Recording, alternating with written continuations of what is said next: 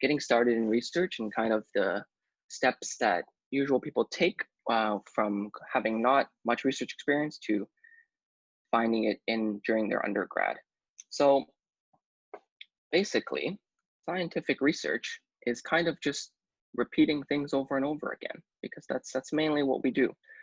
Um, yeah, so I will get started. Wait, why is this not working? Oh, okay, here we go. Sorry. So because of how science research ends up working, a lot of the gain that you can get from it ends up not being that prevalent in the undergrad level simply because of the amount of time that undergrads have to put into research. If you ask PIs why they end up doing research and why they're able to deal with how difficult and rigorous it can become, it's usually rooted in reasons of expanding the knowledge and potentially developing cures to diseases that have never been done before. Well, unfortunately, at the undergrad level, I don't think anybody's winning Nobel Prizes anytime soon. So they have a very different list of things that you're looking for when you start research. So these are ended up being the 5 things that I mainly benefited from doing research in undergrad. The most prevalent one is, of course, the reference letter. Research is one of the few things you can do in undergrad where you can have your work endorsed by a respected professional in their own field. And that has some weight in itself when you end up applying to other places, and just so you can have to show. The second part that I found very helpful is hands-on learning. In lecture-based classes that happen in the majority of sciences during undergraduate, the learning can be quite, how do I say it, not intuitive because they just give you 2 exams of concepts that are much better taught in person or when you have to critically think. So I find that that was something that research helped me with, and it did improve some of my understanding of my classes. The next 2 can be a bit more situational, depending on how successful undergrads end up being, but there are scholarships available for those that end up receiving them, and then there's a monetary value, and it improves your CV even more. So that's also a benefit. Networking is something that can happen as well, depending on what you are looking for. Networking with professors is usually what ends up happening, and this can give you opportunities to join other people's labs or simply to understand other people's research and formulate your postgraduate plans around that. And the last part that I've italicized is research competency. A thing about this is interesting because obviously doing research makes you better at research, but this is not necessarily a skill that ends up being that translatable if you don't go into research. There's certain things that research does help you work on, like critical thinking, but actually how well you pipette and things like that may not be that relevant if your end goal isn't a PhD. So then how do you go about getting this stuff? So in research, usually in undergrad, you commit about 5 to 30 hours a week possible during the semester. Now the 30 is fairly high and most people don't actually end up hitting that mark. And the people that usually get close would be the people doing honors projects in their final year that takes off their course load to allow them to do research on the side. Summer research, since usually it's expected that you do not take classes during this time, is 40 hours per week, but depending on the situation, you might be doing less. For example, a 396 is a class that you can take over the summer, and in that case, you're not required to do 40 hours, though some people still end up doing it. I've kind of put a general graph here. Let me get a laser pointer out. So I've kind of put a general rough graph of like generally how much you would look to get out of research based on how many hours you commit in. There is quite a plateau area at the beginning, and mainly this is because research is time consuming. If you don't end up even doing about 7 to 8 hours a week, it is very hard for the lab to actually give you any meaningful experiments at all, because there's just not much you can actually do if you're never there. I think the return goes up quite rapidly once you hit this mark, as in you'll learn more things, you'll probably end up getting a better reference letter, et cetera, until it plateaus at about, I would say, 30 hours per week. Now, this plateau is mainly geared towards the 4 things I talked about earlier, right? You doing 60 hours a week doesn't give you 2 reference letters, it still gives you 1. So there's less to gain there. But the most thing that ends up happening at this period of time is you gain research competency. You get better at what you do because you spend more time doing it. But as I mentioned before, this may not be relevant for those who are not interested in doing a PhD afterwards, or just simply do not value that skill.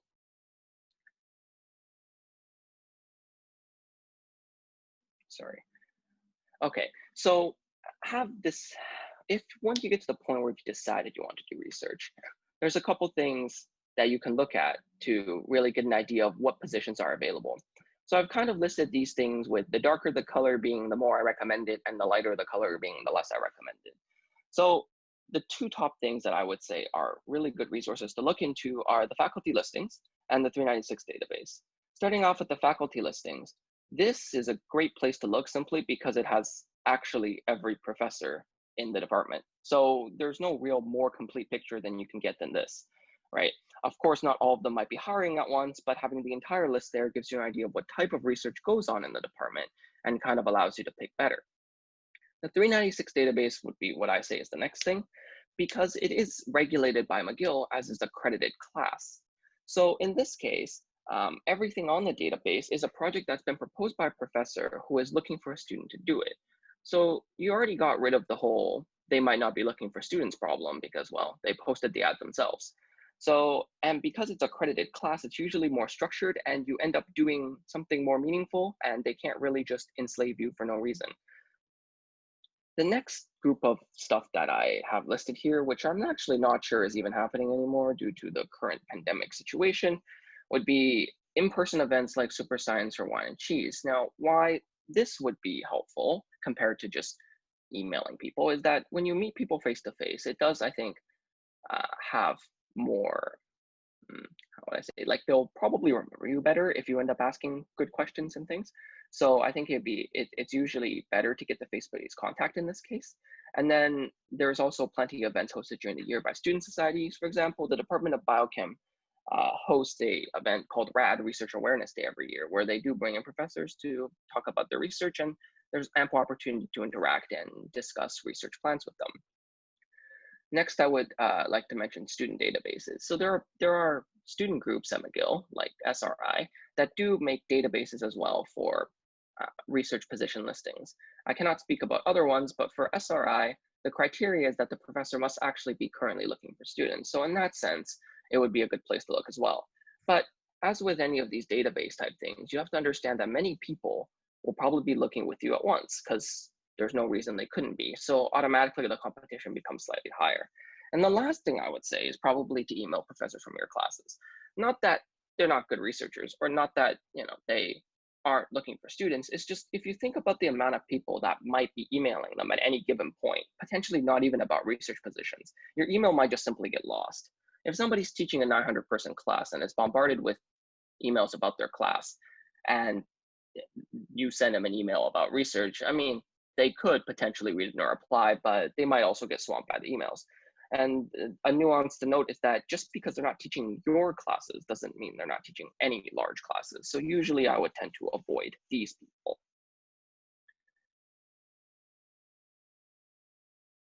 Okay, so when you find some candidates that you're interested in contacting, the first thing that people usually do in applying is emailing. So the standard is to email, and usually it's actually, I've never even encountered a situation where emailing earlier is not as good. Though one potential reason could be that the professor hasn't thought that far into the future. Like if you're emailing for next summer now might be a bit early, but usually it's fine. So as I wrote here, usually December to January is a good time to start looking for your summer position if that's what you're interested in. People tend to attach a transcript and a CV to their emails. I've usually not seen people attach reference letters as well, but these two items are usually standard. And then I would like to kind of talk about the way I like to email, which is that I send emails over a period of time. So what this means is I would kind of take my first batch of professors that are my top choices, email them first, and then wait a week, see if I get any responses. And only if I do not get a satisfactory amount of responses will I email more. Now, why is this beneficial? The main reason is that if you end up emailing 40 people at once and they happen to actually look for students and you end up getting interviews with like 15 of them. That's a lot of interviews. And it's not the best idea to turn them down before they interview you, especially if they offer it. So you might have to go through all of this only to tell 14 of them no, because you can only pick one lab. So that kind of gets into unnecessary um, hassle for you. So usually emailing over a period of time I found is a good idea. And then I would say usually aim to meet 3 to 5 people. That's about a good variety to choose from and doesn't leave you with too much choice. So it takes forever and you end up regretting decisions. So that's generally what I would say here. So talking about the email composition, because this part's quite important. This will be the first time any professor has, had any exposure to you. So you want to come off with a good impression. And as I say here, it is quite like a business pitch because you don't have enough space or they don't have enough attention span for you to actually talk everything about yourself. So you have to kind of carefully pick what you want to say. So I've usually broken it up here into 3 points. That is how I formulate emails, which is you start off by introducing yourself, which is fairly straightforward. Then you talk about why you care about what they're researching. And then lastly, it's the why you qualified, what can you contribute, and what will this research do for you part. So just as a little extra bit of information, when you're writing this, I think a good idea is to think of it in the perspective of the professor, because they are looking for students, but you got to think about what is it reasonable for them to expect from you? Are they going to expect somebody who comes in and just knows how to do everything and runs their own project? No, because then they would hire a postdoc. So there's certain things that they want to see, and there's certain things that are not as expected. People usually end up getting a bit too caught up, in my opinion, about how much they know about the professor's research. I mean, if you show up for an interview, you should know generally what they're doing, but there's no way they're going to expect you to know more than them, right? So no matter how much you know, it's probably never going to be super impressive to them because, I mean, they've spent years of their life doing this. But what's more important is that they expect you to come in, they expect you to learn the new techniques that are presented to you, and they expect you to work on the things that you don't do as well, right? That's more of the expectation, is that you're there to learn, not you're there to produce. So I think it's really important to drive that point across, which is why I have a whole section on why you care about what they do, because that is usually what they end up being more interested in than your wet lab skills, because let's be realistic, it's not like they're going to be super blown away, right? Like, so that's kind of generally what I would say is a good focus.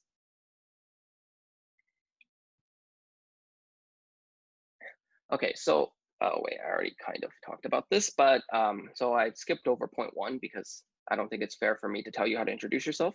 So for point 2 and 3, generally the advice would be to get to know what the research the lab is doing, and the easiest way to do that is to read some papers from the lab. I would say do not just read the little blurb that they write, that they have on their website or faculty listing, because that could be like 10 years old. And people tend to not update these things very often, or as their papers are definitely recent. They're from the year they're published. So usually it's a lot more current and capable of what the lab was doing. Obviously, these are harder to read, but as I mentioned before, I don't think you're at the interview to blow the professor away with your knowledge of their research. And expressing your interest clearly is something that is fairly obvious, but I think the important point to drive home is that why do you want this lab over any other lab, right? Because there's generic things you can say that like, oh, I think your research is very clinically relevant, but there's plenty of researchers that have clinically relevant research, right? So why specifically that one? That's the point I think will really show that you are interested particularly in them and not just interested in doing some research. And I would say include your most relevant experiences in the email. As I said, it should be quite concise. So you can just slap all the other ones in your CV, because you can have like a 2-page CV attached, right? And your email is meant kind of to get their attention, and then they'll read your CV and look at your other credentials afterwards, or if they're interested, right? Okay, so this is an example. In the sake of time, I'm probably not going to end up reading the whole thing, but feel free to take a screenshot of it or something. And also, the slides will be posted afterwards. That's been confirmed to me, so you guys will have access to it there. But generally, my introduction is actually just 1 line.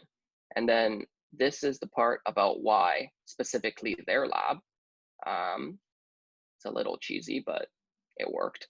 And then this last part is about my previous experience and what I hope to accomplish. So that's generally the structure. And this would be a good length. I would even say this might be on the longer side. So I would not aim for a page of text.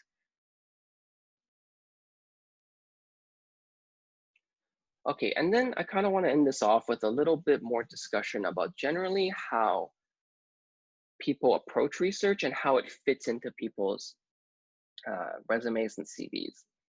So the two most important things that you have to really look at is what do you hope to get out of research and how does it really fit into what you want to do?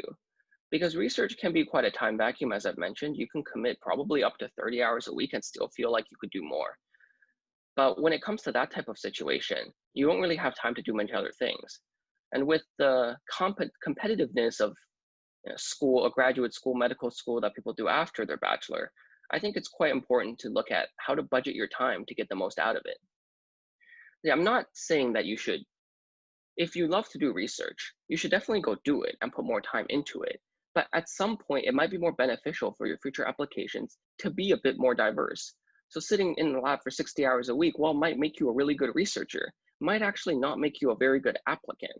And unfortunately, things are gated by applications. So no matter how good you are, if you can't get into the program you're interested in because you're missing some critical other thing that they decided to ask, then it doesn't end up being too good. Even in research scholarships, the most prestigious one, the Venure Scholarship, requires a component of leadership. So if you're out in lab 80 hours a week, I mean, what are the chances you're going to have a great leadership opportunity to show? And that is actually weighted according to their rubric, I think 25 to 30% of their entire application. So you might be a great researcher, but miss out on these things because you ended up, as stupid as it sounds, doing too much research.